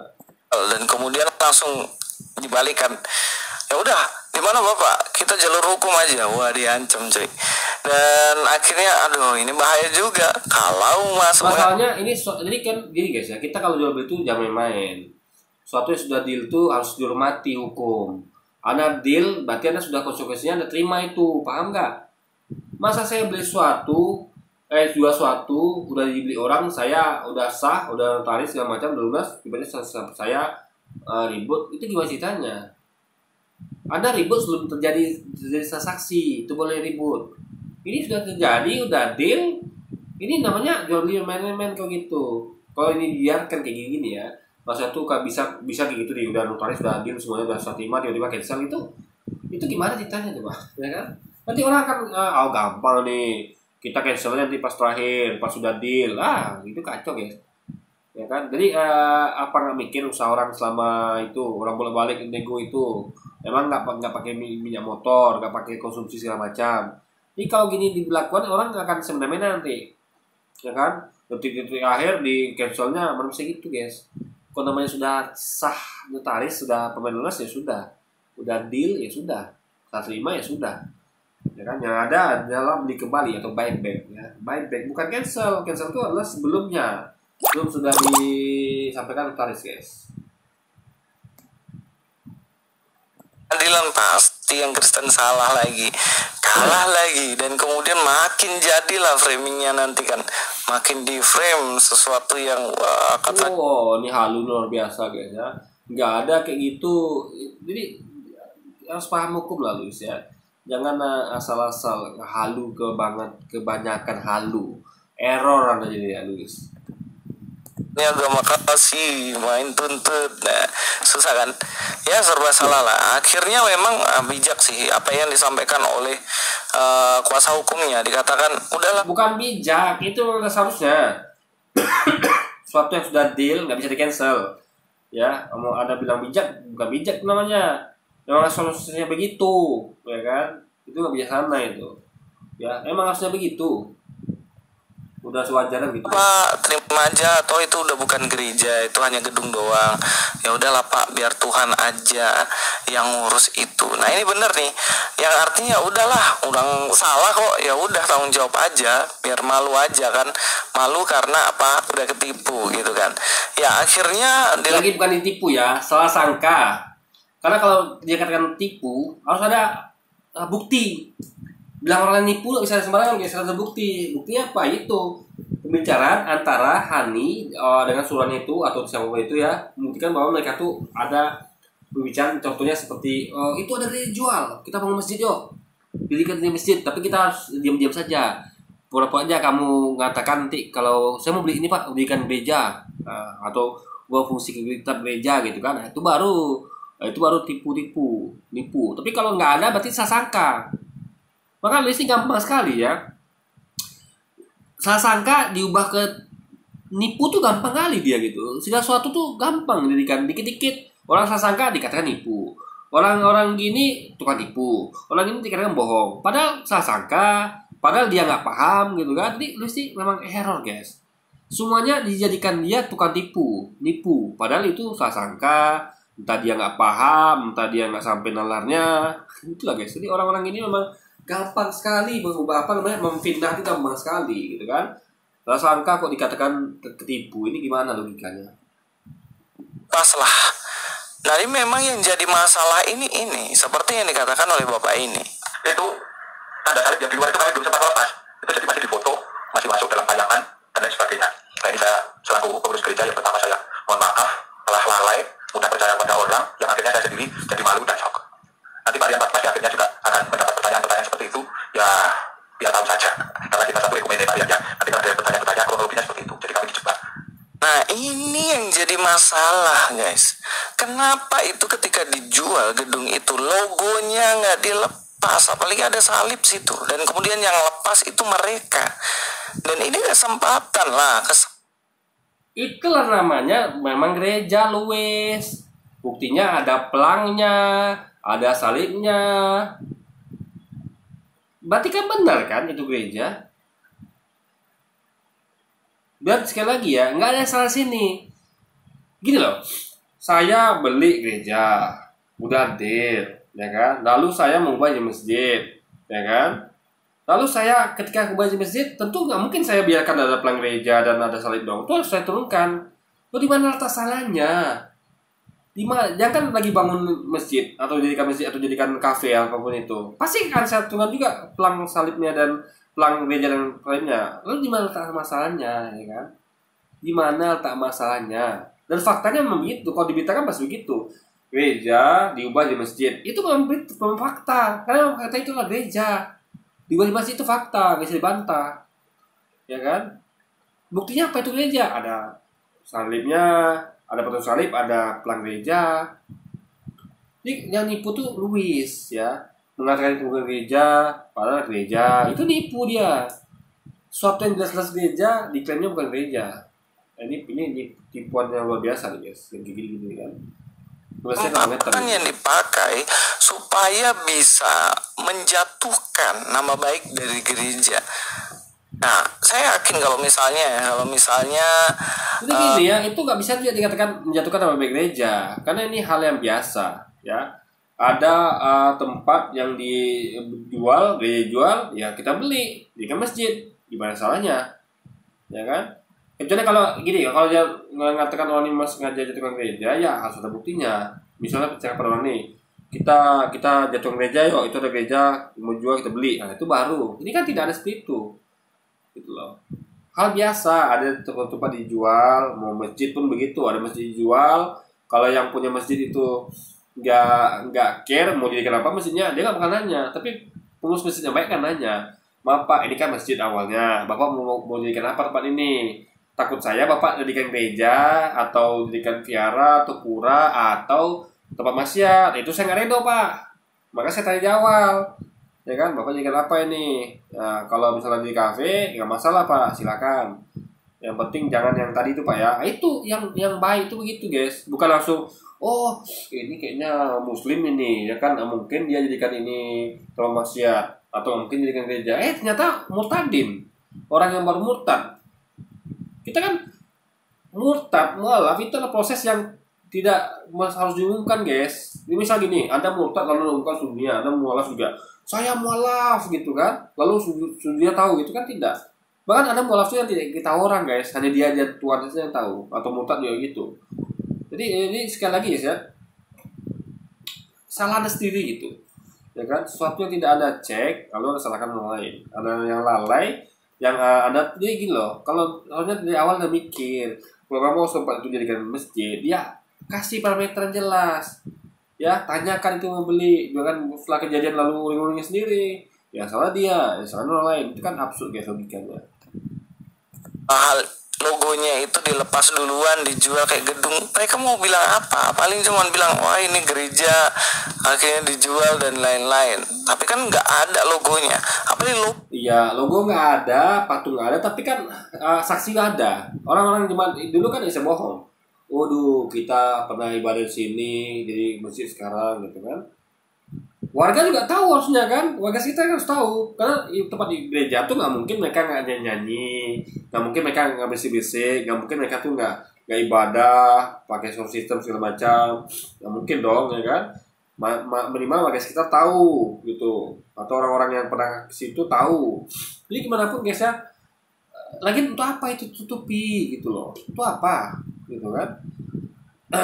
Kan katanya nggak penting. Itu nggak penting, kenapa sebegitu amatnya gitu kan. Ini ya munafikin gitu guys, ngomong nggak penting tapi segini apa ributnya gitu kan. Nggak penting ya biarkan saja gitu. Kenapa harus diatur? Kenapa nggak cepet lu perang gerejanya? Kenapa nggak itu? Kan nggak penting bagi anda Luis, ya kan. Nggak pentingnya biarin aja lah gitu kan, logikanya. Logo itu adalah logo dari gereja tersebut. Nah ini yang jadi masalah. Dan memang ini kesalahan yang sangat-sangat fatal. Tapi ya udahlah, semuanya udah Itu terlanjur. salah dari pihak anda ya, bukan pihak pembeli, bukan pihak pembeli. Sekali lagi, jangan salahkan pembeli, itu salah dari pihak anda ya. Saya juga kalau jual rumah saya, harus saya nggak nanya ini menjadikan apa, tiba-tiba jadikan gereja atau pacuan, ya saya salah. Karena saya jual tanpa bertanya dulu. Nggak, apalagi sudah deal lunas, sudah tantangan proyek, ya sudah mau bilang apa lagi. Nasi udah dibubur ya, tanggul itu kesalahan. Ya, kesalahan ini bukan berarti ya bangun masjid itu salah ya, atau ngubah masjid gereja di masjid itu salah ya, enggak. Salahnya begini, maksudnya tuh dia pengen ini nggak jadi masjid, tapi di masjid itu salahnya ya, bukan masalah ini masjid jadi ke masjid itu salah, enggak ya. Salah karena keinginan dia nggak sesuai dengan keinginan dia gitu guys, itu poinnya di situ. Tapi kita udah tahu jelas ya bahwa ternyata gereja ini dibeli ya memang hasil dari tepu-tepu gitu. Ya mungkin hasil dari Gereja beda tipu-tipu. Di mana letak penipuannya Luis? Yang nipu tuh anda. Barang sudah lunas dan notaris anda katakan masih DP. Logika anda di mana? Pertama, apa telinga anda yang mau dengar? Nah, ini ada korek kuping ya. Silakan korek kuping anda. Mau saya korek kuping anda kan? Nah, ini jadi di sini memang error guys. Jadi enggak. Jadi kali ini saya sering sih saya ya, komentari dia membuktikan kalau dia tuh nggak mendengar apa yang orang sampaikan. Jadi nggak mendengar, nggak paham. Orang ngomong A, dia ngomongnya B, orang ngomongnya A, dia ngomongnya B, itu sering terjadi guys. Itu sih saya buktikan selalu di video-video saya yang komentar tentang Luisnya, bisa nonton itu di channel saya. Banyak sekali video tentang dia yang saya buktikan tentang hal itu guys. konten juga yang menjelek-jelekkan Kristen dan menipu banyak orang, dikatakan bahwa Kristen A, B, C, D, E seperti video-video yang saya sudah. Itu fakta ya. Kalau misalnya gereja tutup 3 minggu, kenapa tutup 3 minggu? Itu asumsinya sepi ya. Asumsi sepi. Kalau rame ngapain tutup 3 minggu gitu loh. Masjid itu guys ya. Ya, kalau misalnya masjid pun sepi, nggak ada jemaahnya, itu tutup juga. Gitu, ya kan? Nah, tapi kalau masjid itu ada jemaatnya, ya bakal tutup gitu kan. Jadi dia ada lagi masjid itu nggak sama kayak gereja.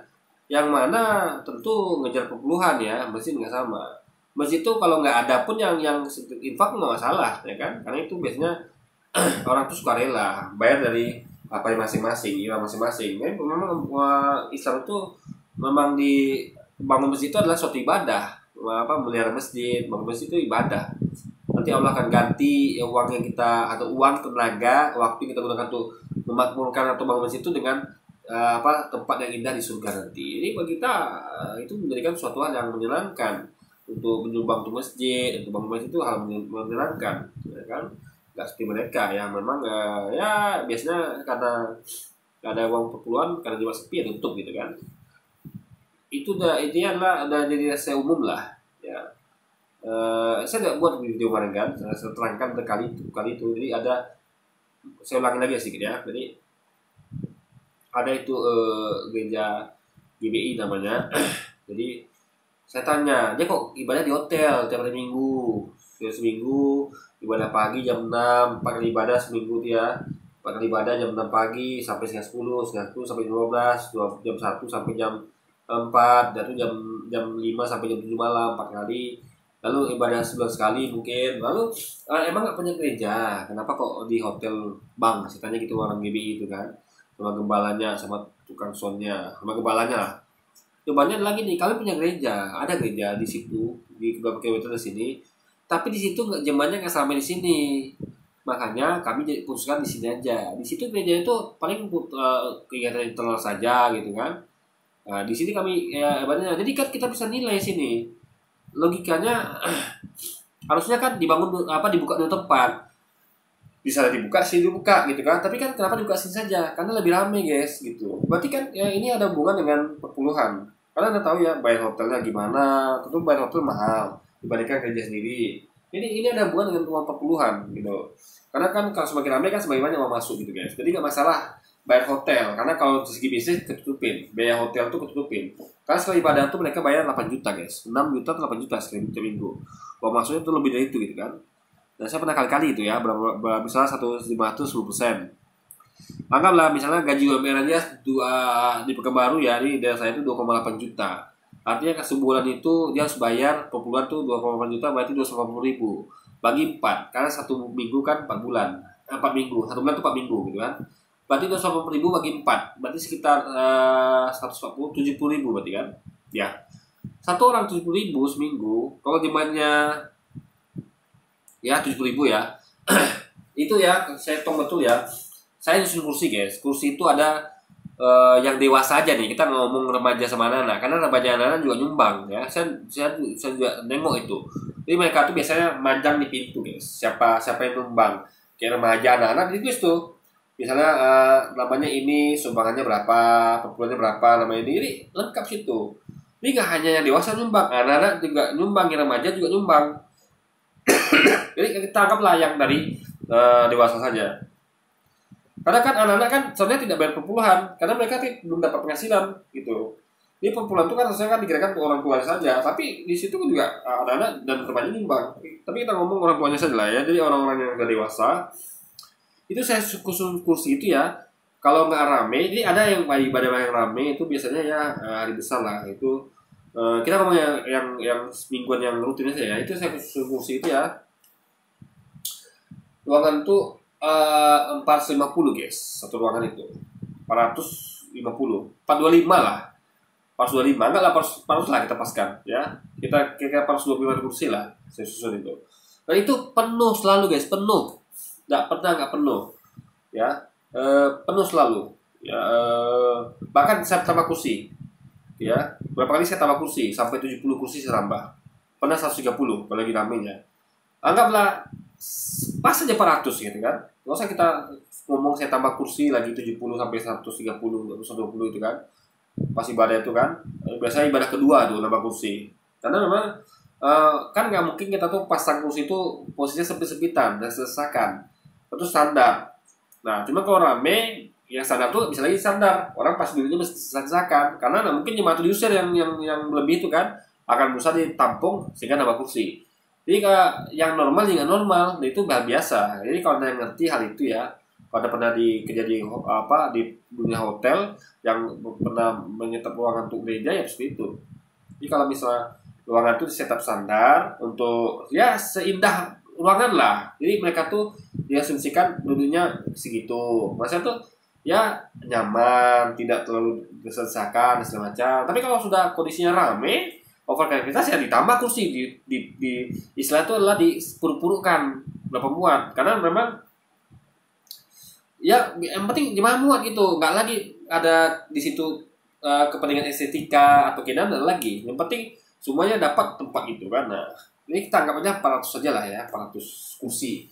Nah, 400 kali 70.000 ya, 400 kali 70.000. Berarti kalau saya hitung ini guys, berarti 400 kali 70.000, berarti 400 kali 70.000. Berarti saya kalikan 7 kali 4 dulu.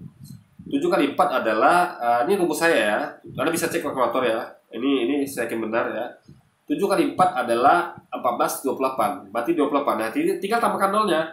28 28 ya, 28 saja ditambah dengan 0 dari tadi 400 kan. Berarti 28 ya, 28 tambah 0-nya 2. Berarti 280, 2800. Nah, 2800 ditambah 0-nya 70.000 tadi kan. Berarti 0-nya tambah 4 lagi. Berarti 20 tambah 40. Berarti 0-nya ada 6 ya. 0-nya ada 6. Berarti 24 ya. Tambah 0-nya 6. Berapa tuh, guys? 24 juta, guys ya. 24 juta. Nah, itu jangan lupa. Itu gaji UMR. Faktanya di gereja itu banyak jemaatnya yang kaya ya. Banyak guys yang pengusaha inilah, pengusaha itulah. Saya tahu betul. Jemaat di gereja di tempat saya itu ya, yang di tempat saya kerja tuh ramai, guys. Ramai. Apa bukan ramai, apa kaya, banyak kaya. Buktinya parkiran penuh dengan mobil gitu kan. Mobil semua banyak yang isi, guys. Jadi ada yang pakai motor sih. Intinya kalau kita lihat ada banyak pengusaha juga itu orang kaya. Jadi 28 juta itu adalah jumlah minimal ya, jumlah minimal. Ingat, mereka bayar 8 juta itu semuanya sudah ya. Udah listrik udah dibayar, udah masuk listrik. Ini mereka tuh AC, mereka tuh udah terima bersih lah 8 juta itu. Jadi mereka tidak mengeluarkan biaya apa-apa lagi ya. Kecuali mungkin kayak beli anggurnya untuk minuman sloki itu ya. Ya itu saja paling, atau gaji dari orang sonnya gitu kan. Nah itu berapa lah. Jadi dia adalah besar kan, guys. Jadi lebih dari 100%. Anggaplah 10 juta lah ya. Potong-potong semua itu 10 juta. Masih sisa 18 juta. Berarti 100% lebih, guys. Nah, apa namanya, laba bersihnya. Kalau kita ngomong masalah laba ya, sisi antara biaya kos personal dengan uang masuk gitu. Nah itu seminggu, guys. Ya kan. Oh, saya lupa, guys. Itu yang 400 tadi itu satu kali ibadah loh. Lupa saya, guys ya. Ibadahnya ada 4 kali. Lupa saya. Itu baru itu kan satu ibadah. Nah, kalau ibadahnya 4 kali ya, anggaplah gini lah, anggap. Kita tahu memang yang ibadah ketiga tuh gak seramai ibadah. Yang paling ramai itu ibadah kedua. Ibadah kedua itu saya nama kursi itu. Ibadah kedua. Ibadah pagi ramai juga. Ibadah pagi itu hampir penuh. Yang sepi cuma ibadah ketiga, guys. Itu pun gak sepi-sepi amat. Ada juga setengah lebih terisi. Malam setengah lebih juga. Jadi anggaplah yang siang sama malam kita gabung jadi satu, ya kan? Pagi tetap satu, karena pagi juga rame. Jadi yang rame itu pagi sama siang. Pagi penuh, siang nambah kursi, sore sama malam itu setengah-setengah. Jadi berarti anggaplah yang tambah kursi ini nggak usah kita tambahkan. Kita udah minimal mungkin nih, walaupun faktanya lebih kan. Kita udah betul-betul potong nih, betul-betul kita kecilkan ya. Jadi berarti karena ada 3 kali penuh, walaupun 4 kali ibadah ya. Kita fair ya, kalau setengah kadang-kadang setengah, gabung satu juga nggak masalah. Berarti kali 3, berarti 24 juta kali 3, berarti 68, 76, 84 juta, guys. Sebenarnya kan ya, bayar hotel 8 juta, tapi ngantongin duit 84 juta. Itu baru dari jemaat-jemaat yang UMR gajinya. Kalau mereka jemaatnya orang kaya, pengusaha gimana? Nah, di situ, guys. Jadi make sense kalau dan saya dengar juga ya, ini di Malaysia itu GBI sudah dilarang karena katanya itu adalah bisnis. Jadi gereja itu berbuat di bisnis itu. Kita nggak tahu beritanya. Saya juga cuma dengar saja, bisa benar bisa salah gitu kan. Tapi itu fakta, guys. Jadi kalau ada hitung-hitung itu ya seperti itulah kira-kira. Itu jumlah minimal ya. Jadi 84 juta itu jumlah minimal. Ya kan, potong 80 juta kira-kira 76 juta masih di kantong gitu loh. Ini besar sekali tuh, guys ya kan. Seminggu itu kali 4 sebulan ada berapa, kali setahun ada berapa gitu kan. Di situ poinnya, guys. Review kan ya kayak gitu, dan kemudian ternyata cara mendapatkannya juga utus orang yang seakan-akan dia. Jadi apa masalahnya utus orang? Itu nggak masalah di mana. Kalau nggak boleh utus orang, buat peraturan. Orang di mana-mana utus orang hal biasa kok ya kan. Ini tulisnya, guys, sesuatu yang nggak salah disalahkan dia gitu kan. Ada nggak sesuai karena nggak sesuai dengan kemauan dia gitu. Masih Katolik dan kemudian ternyata mualaf Aduh. Jadi kalau orang Katolik lalu mualaf nggak apa salahnya, ya kan? Dan mualaf tuh nggak perlu bilang-bilang, ya nggak perlu diumumkan juga nggak perlu, boleh diumumkan boleh tidak, gitu. Karena itu adalah urusan dia dengan Tuhan ya, gitu loh. Susah bangsa ini. Nah, kalau kita lihat ya, ternyata Bapak itu mati. Susah bangsa ini, yang salah yang jual gereja disalahkan bangsa ini, masuk akal nggak guys? Kesalahan bukan satu orang ya, nggak tahu juga berapa orang itu yang yang berurusan dengan penjualan gereja itu ya. Yang salah mereka disalahkan bangsa ini. Masuk akal nggak guys? Kesalahan berapa orang ditimpakan pada seluruh bangsa, masuk akal nggak kira? Ya kan? Ini nggak masuk akal. Ini mereka ini memang biasa timpakan kesalahan, memang biasa guys. Makanya dosa mereka tuh kenapa mereka timpakan ke Yesus itu jiwa mereka begitu. Mereka kesalahan mereka tuh nggak mau mereka akui, mereka limpahkan ke yang lain. Makanya mereka meyakini bahwa dosa mereka ditebus. Nah, itulah gaya mereka. Mereka merasa ya kesalahan mereka tuh dilemparkan ke yang lain gitu kan. Penting bukan mereka nanggung kesalahan itu gitu loh. Yes, itu juga penipu cuy. Mari kita akan lihat ya. Ini orang yang mau beli gereja Pak Teddy, ini orang yang sama yang menipu dan bawa lari motor saya namanya. Jadi gini ya. Gini. Ini kan komentar di kolom komentar. Nggak bisa dipastikan kebenarannya. Ya. Nggak bisa klaim setia, nggak bisa. Ya kan? Misal dikatakan ini orang yang mau beli gereja Pak Teddy, ini orang yang sama yang nipu dan bawa lari motor saya. Namanya bukan Matias tapi Yohanes Kristanto. Yang beli KTP Katolik dia boleh mualaf gitu kan. Jadi ini harus dibuktikan gitu. Gak bisa kita tuh percaya kepada komentar orang, gak bisa. Kalau itu jadi makanya gini, kalau Anda di persidangan ini pasti kalah ini, gitu kan? Karena nggak perlu lagi barang bukti, nggak perlu. Yang penting saksi aja.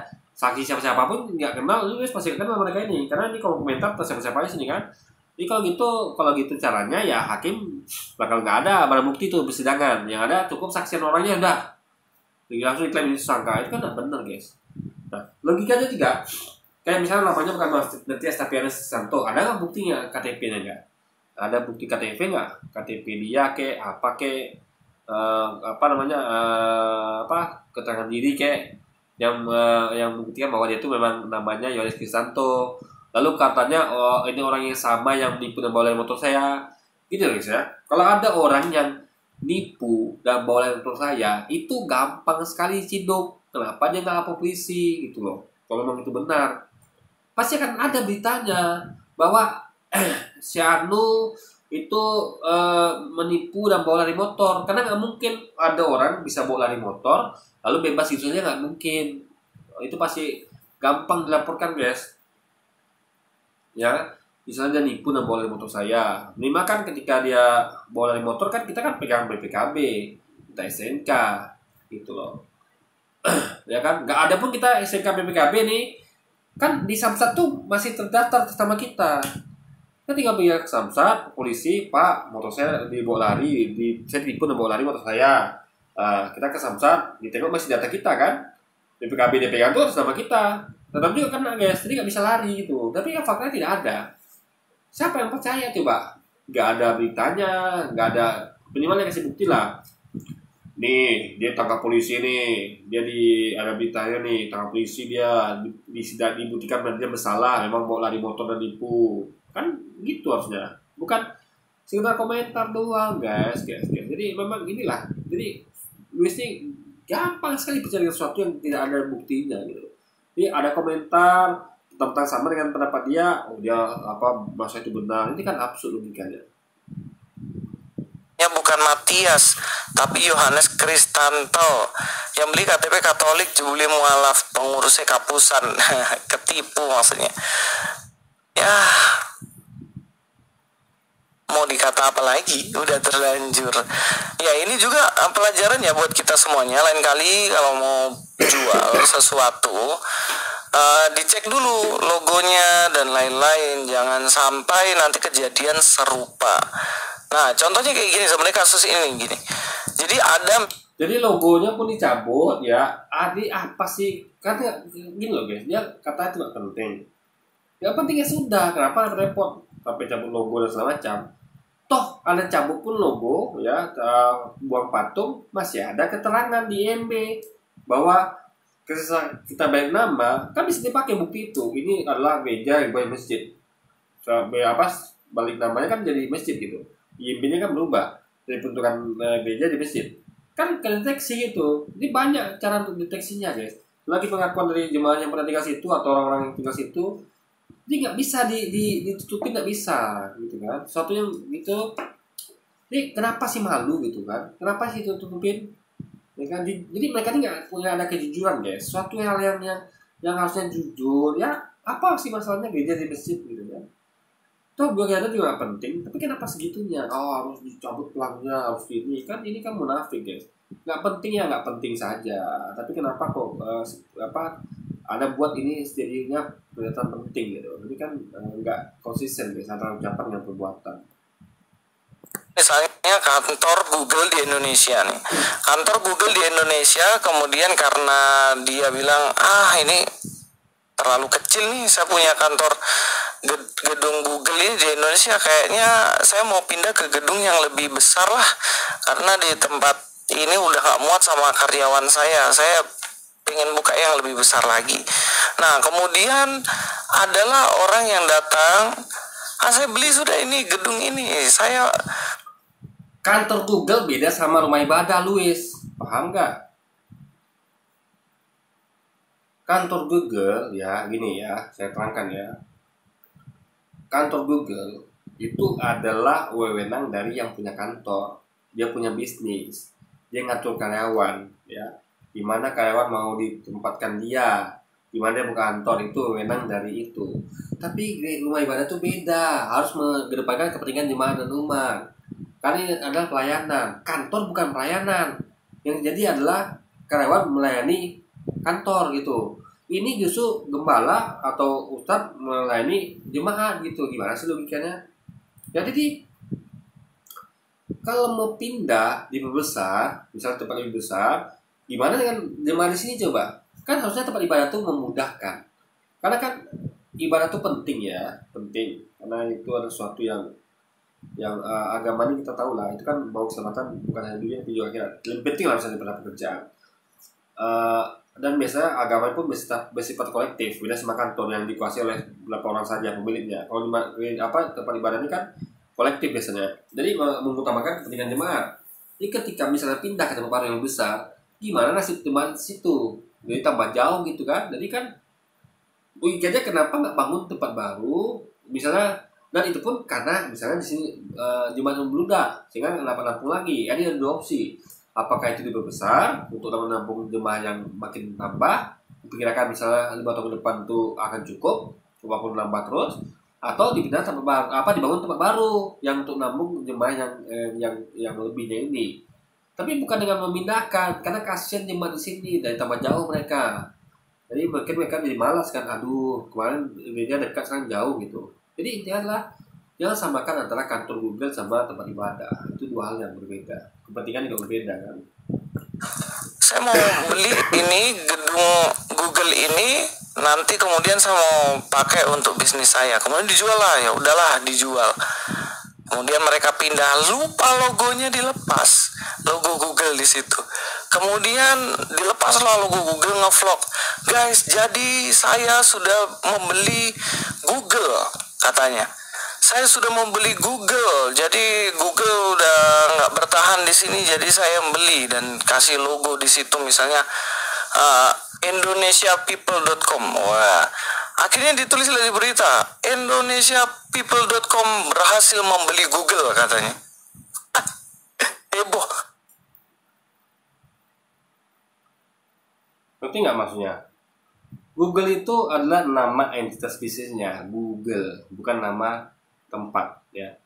Ini gereja nama tempat ya. Gereja milik siapa? Umat Kristen atau agama Kristen ya. Sama kayak kantor Google milik Google. Jadi Google itu adalah organisasi yang kalau ada kantor namanya kantor Google. Tapi Kristen yang beda, nggak ada Kristen lalu tempat ibadah namanya kantor Kristen, nggak ada. Ada nggak? Agama Kristen nama tempat ibadahnya kantor Kristen, kan nggak ada. Ini Kristen tempat ibadahnya dua, ini gereja. Jadi nggak sama dengan Google guys, beda. Dan ini kantor Google-nya kan apa namanya ya? Walaupun dicopot pelangnya, tetap akan ketua dari IMB. Karena kan itu kan IMB-nya adalah sebagai kantor Google gitu. IMB bisa dicek. Juga ada saksi-saksi atau foto-foto atau dari stories tadi lini masa atau dari ya apa kayak bukti apa istilahnya bukti apa sih yang di internet itu guys namanya bukti apa sih lupa namanya gitu kan yang di internet itu loh bukti apa sih namanya itu guys rekam jejaknya ya apa sih namanya saya lupa tuh guys jadi intinya kan bisa dicek jadi juga apa sih gunanya gitu kan nanti kan bisa di apa dan lagian kan situ dikatakan bahwa yang tadi bahwa Google itu adalah apa ya dari kata Indonesia tapi kan itu adalah masjid gereja kan dikatakan tutup dan memang tutup jadi gereja tutup dan dibeli jadi masjid itu kan benar gitu tutupnya kenapa dia sebutkan sepi logika juga kenapa kalau tutup 3 minggu karena kalau nggak sepi nggak mungkin tutup karena jemaahnya masih marah deh ini kok gereja tutup jemaah masih banyak gitu kan nah ini situ logika nih ini nggak bisa samakan dengan Google tadi gitu kan. Wah, hebat sekali orang Indonesia ada yang bisa membeli Google. Jebulnya ternyata gedungnya Google cuy yang dibeli. Iya, sama kayak gereja tuh kan gedungnya umat Kristen gitu. Kalau orang beli gereja udah pasti beli gedungnya umat Kristen, bukan Kristennya dibeli. Sama kayak Google. Orang kalau kita beli berita tentu nggak mungkin nggak misalnya ada orang ya ini kita harus kasih analogi yang pas ya. Beritanya adalah umat Islam membeli gereja dan jadikan masjid, ubah jadi masjid. Itu sama dengan kalimat perusahaan Indonesia membeli kantor Google. Ingat ya, kantor Google, bukan Google-nya. Karena Google itu adalah organisasi, sama kayak organisasi namanya Kristen agama. Kantor Google adalah gedungnya, sama kayak gereja adalah gedungnya. Harus apple to apple. Gereja tempat gedungnya itu dibandingkan dengan kantor Google bukan Google-nya jadi nggak ada ceritanya perusahaan Indonesia membeli Google enggak itu berita ngawur tuh ya kan jadi seperti analogi tadi bahwa umat Islam membeli gereja tempat gedung dari ibadah Kristen bukan Kristennya ya harusnya dipakai juga beli kantor Google bukan Google seperti yang harus katakan makanya bisa kasih analogi guys ya. Kantor Google tuh analoginya sama dengan gereja, Google sama dengan Kristen, paham nggak? Masa Kristen sama dengan masa gereja sama dengan Google? Itu gimana ceritanya coba? Logikanya kan? Capcay deh. Jadi ya seperti inilah kira-kira ya. Sebenarnya bukan gerejanya yang dibeli, tetapi gedungnya doang yang dibeli. Ya gedung itu namanya gereja.